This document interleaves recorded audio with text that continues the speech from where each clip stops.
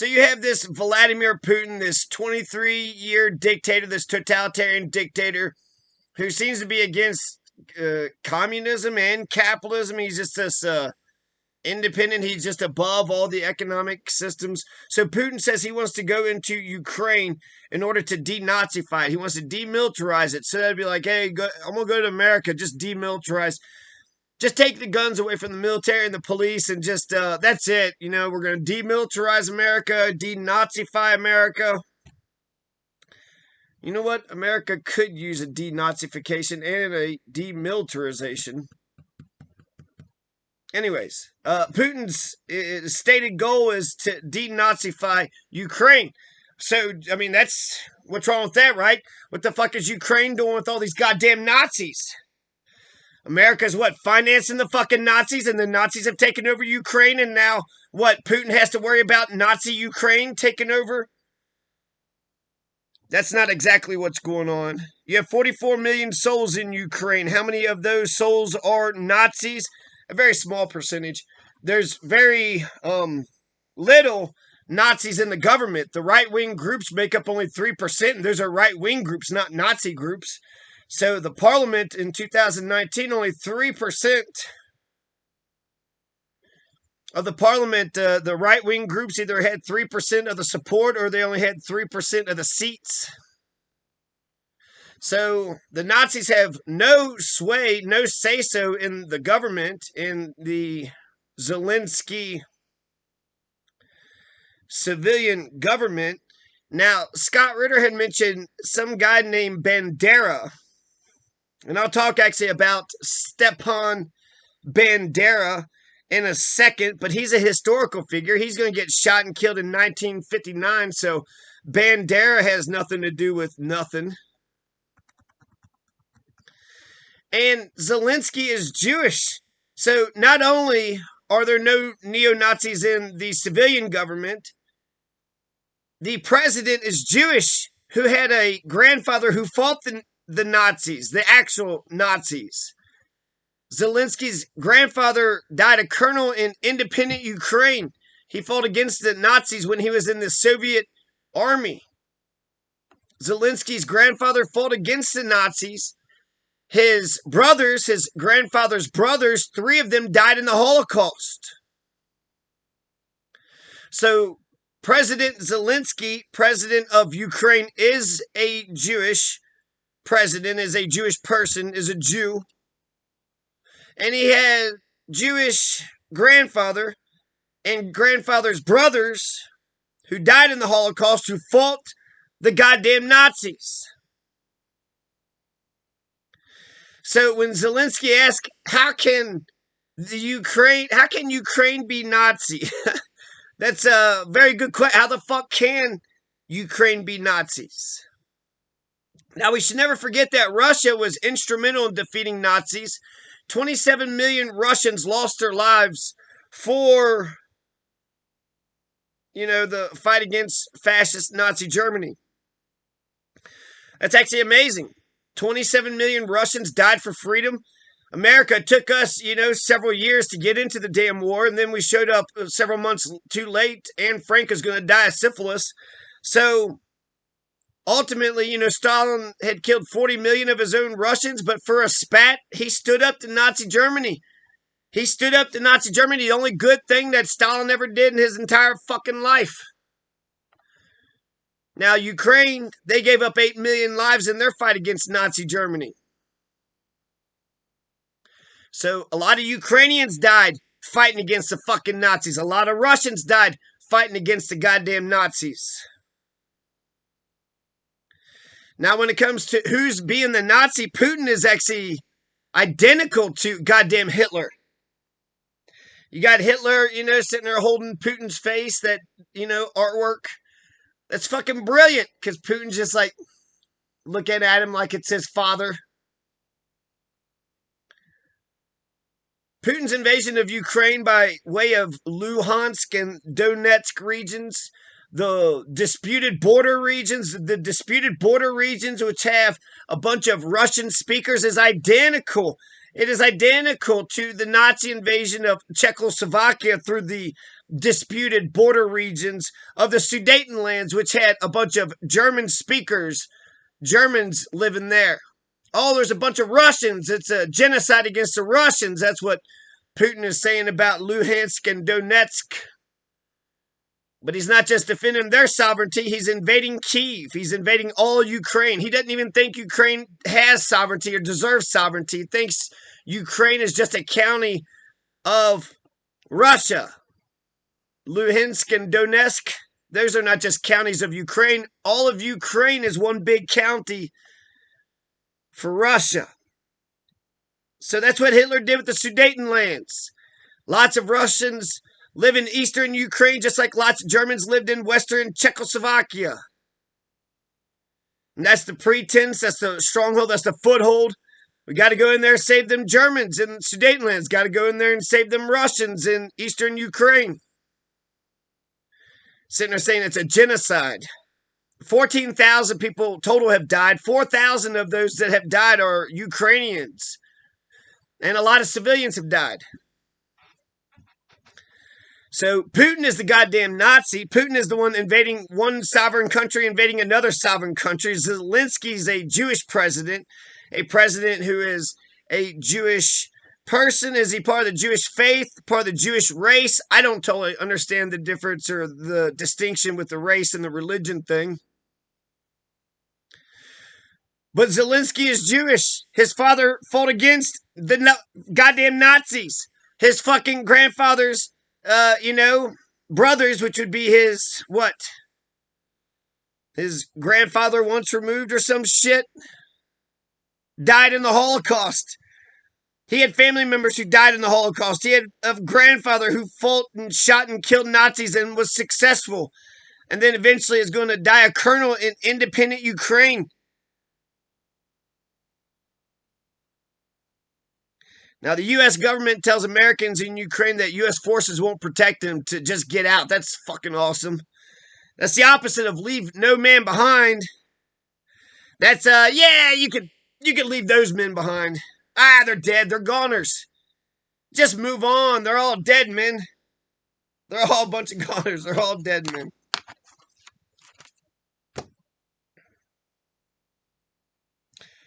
America needs to be in Ukraine and Belarus and Georgia, and we need to Amazonia. We need to protect Amazonia from Paul Biya in Cameroon too. The United Nations goes along with the U.S., and when the U.S. leads, the world follows. Right is right and wrong is wrong. Nah, Putin, you fucking stop right there, motherfucker. The whole conversation was, okay, Donetsk or Luhansk, that's as far as you're allowed to fucking go. A lot of apologists, a lot of Neville Chamberlains were saying, okay, maybe he's just going to take the regions or just protect the spots. No, he's taking over the whole fucking thing. He's straight up being Hitler as fuck. Some people say this is a fledgling, biting president. Putin is, he would be reacting to. So when it comes to the Nazis, the only thing that I see that are Nazis is the Azov battalion. So there's one battalion, one group of soldiers apparently that are white supremacists. I don't know how Nazi they are, but apparently they believe in white power, white supremacists. So the way I understand what's going on with the Nazi, there's Nazis fucking everywhere, right? Wherever you go, you're going to find pieces of shit, racist motherfuckers. So what's going on in Ukraine? The way I understand it is that America goes to arm Ukraine, finance Ukraine to help them fight themselves, and they're giving money and arms to the people who love Ukraine and will fight for Ukraine. There's far right people in Ukraine who love Ukraine. There's far left people who love Ukraine. And so the amount of, maybe some of the guns got into Nazis' hands, but it's not like America is just giving guns to only the Nazi groups. They're giving, guns to all the groups, right? That and there's a Patrick Leahy, there's a standard that you couldn't be a part of any, mass murder or war crimes or hate crimes or some shit. So there's some vetting process. So just the Azov battalion, out of the entire army, there's one battalion that are white supremacists. The which isn't good, but that's not to say that it's the entire, the whole thing is Nazi government. Zelensky, I guess, could have got rid of that battalion, but suggests that he shouldn't have signed up for NATO when clearly Putin, is going to use Ukraine as a vassal state to take over the fucking world. He's taken over a whole nation of 44 million souls. Is there a European country that's bigger than Ukraine in terms of area? 850 people were killed in the Georgian war, right? But 1 million people were killed in Iraq. So is this going to be like an Iraqi war or Georgian war? And Whoopi Goldberg won't say it anymore, but I'll say it. This is all white-on-white crime. Look at all this white-on-white crime. When 150 Ukrainians have been killed so far. And this is all around the Caucasus Mountains, right? That's what the Caucasians, the land of Caucasia, and that, is that Georgia? Where's the Caucasus Mountains? Is that Ukraine? Is that in Kazakhstan? Who cares? Who gives a shit about the Caucasus Mountains? So the last thing I was going to mention is that guy. So you have this, complicated historical figure. He's a neo-Nazi, but he's also a Ukrainian nationalist, Stepan Bandera. And apparently 33% of the city of Lviv, L-V-I-V, Lviv, they say they're followers of Bandera. So you got a third of an entire city that's like, Bandera, he is my grandfather. He wasn't my grandfather by blood, but I adopted him as my grandfather because he's just one. So 1 out of 3 people in Lviv follow Bandera, but then also across Russia, if they're to name 3 of the most, or across Ukraine, if they're to name 3 of the most reviled figures that are hated in Ukraine, Bandera would also come up as well. Gorbachev and Joe Stalin also have negative portrayals in Ukraine. So who do you hate the most, Ukraine? Well, we hate that Stalin, and we hate that damn Gorbachev. Bandera? Yeah, we hate that motherfucker too. Wait a second. I love Bandera. No, we hate him. No, I love him. That's what's going on in Ukraine. So Bandera, he did associate with Nazis, got help with the Nazis or some shit. In 1959, he's going to get assassinated by the KGB agents 14 years after World War II. So it is easy to hate him. Bandera, he's a fucking Nazi, hung out with Nazis. He was, pals around with terrorists, Nazi terrorists. You had outgoing president of Ukraine, the president of Ukraine, Yushchenko in 2010 had awarded Bandera the Hero of Ukraine award. But then the incoming president, Yanukovych, said that the award was illegal since Bandera wasn't a citizen of Ukraine. But Bandera was born in Galicia. Is Galicia in Ukraine? Stepan Bandera is loved in Ukraine not because he's a Nazi, but because he's a Ukrainian nationalist. He fought for the independence of Ukraine. So when the communists, Lenin and Stalin, were sitting there trying to carve, Ukraine up, but the nationalist guerrilla movement had stopped them. So Lenin, instead of carving out Ukraine, they went ahead and said Ukraine is, kind of its own region. But they also starved 4 million Ukrainians to death. What the fuck was good about that, Stalin? You're going to starve 4 million? That's what the fuck Russia thinks about Ukraine. And if the Russian communists weren't any better to the Ukrainian people than what you think the right-wing fucking Nazis, Putin is the fucking Nazi. Putin is the clear as day Nazi. He's the one nation invading another nation. Just like the Sudetenland, just like Czechoslovakia, the fucking comparison, you cannot... It's almost identical. It's almost like he's using the exact same playbook. So I can see how Ukrainians could forgive Bandera because he's in between a rock and a hard place. Go with the damn, Russian communist. Go with the Russian who's sitting there starving the fuck out of the damn Ukrainians who's, burn their museums. And if you spoke Ukrainian, they were fucking shooting them and shit. That's what Lenin and Stalin were doing to Ukraine. So if you had a choice between these, murderous, blood, thirsty communists or these bloody, murderous Nazis, you're stuck in between a rock and a hard place.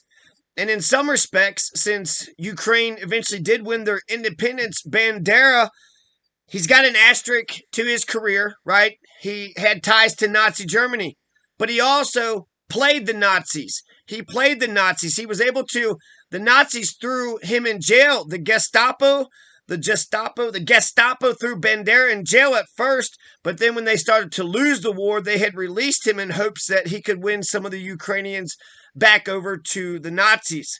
So Bandera was at first an enemy of the Nazis. Why? Because Bandera wanted Ukrainian independence. He wanted Ukrainian independence. He drafted up a proclamation and he said, with the Nazis supporting it, but the Nazis didn't support it, so they threw him in prison for even daring to think about Ukrainian independence. So Banderas, who Scott Ritter had mentioned, that's the Nazi or whatever. So that's, he's a figure. He's already dead. He was shot and killed in 1959. But he's a controversial figure because of his ties. He's basically a hero to the independence movement of Ukraine, but a, villain in terms of being on the side of Nazi fucking Germany. I think it's a forgivable asterisk because he used his Nazi connections to forge an independent Ukrainian state.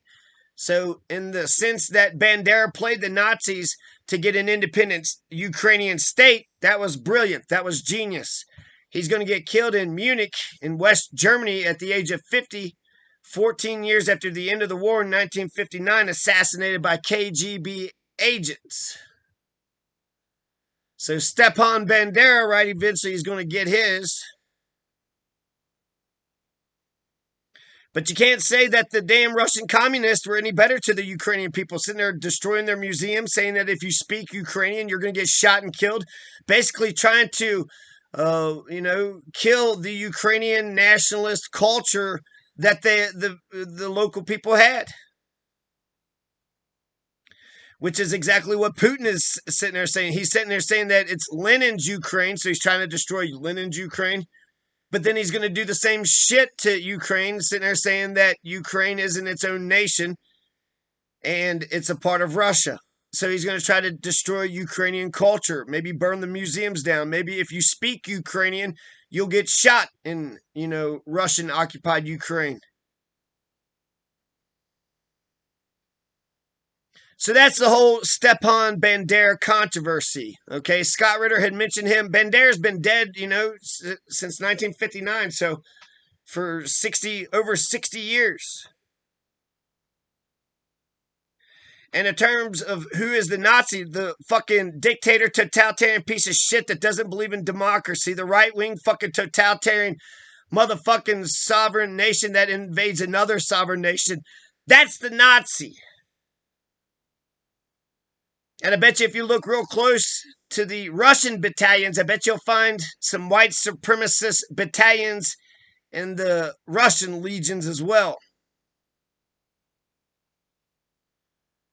So, yeah, Russia, great. I'm glad, Stalin, you stood up against the Nazis. Ukraine, they lost 8 million lives. So Ukrainians, they gave up their lives to defeat Nazism, and so did the Russians. A lot more than Americans did. A lot more than the Americans did.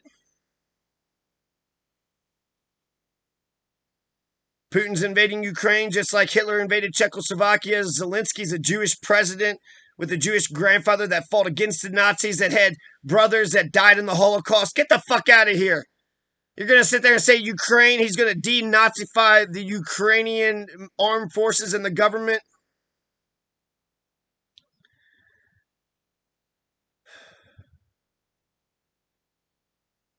And only 3% of the right-wing groups even won in the 2019 parliamentary elections. So the right-wingers, there's, very few right-wingers in the government, the civilian government, let alone, maybe a Nazi or two? So the Nazis aren't in the government leadership, only in the Azov battalion. Only in the Azov battalion. And so I don't know what's going on with the Azov battalion. They probably should just go the fuck home. I don't know if they're homegrown or not. But because of this one singular battalion, that's what Putin is gonna. That's his pretense. We're gonna demilitarize and denazify that one battalion, huh? Took like 8 or 9 coalitions to stop Napoleon. The quicker that we nip this shit in the bud, the better. Putin has declared World War III. It's just up to the rest of the world to say whether or not he wins. Does he win just because he declares himself the victor? Well, he invaded another nation, right? So fuck it. I guess Putin is the dictator of the world. That's a new world order, huh? That's what you stupid right-wing Trump Republicans want? Fucking Putin running the entire world? You should listen to Boris Johnson. Boris Johnson says, you can't look away from this. We'll have to defeat this by any means necessary. By any means necessary. That's what Boris Johnson is saying, and he's right. Diplomatically, economically, politically, and militarily, if we have to.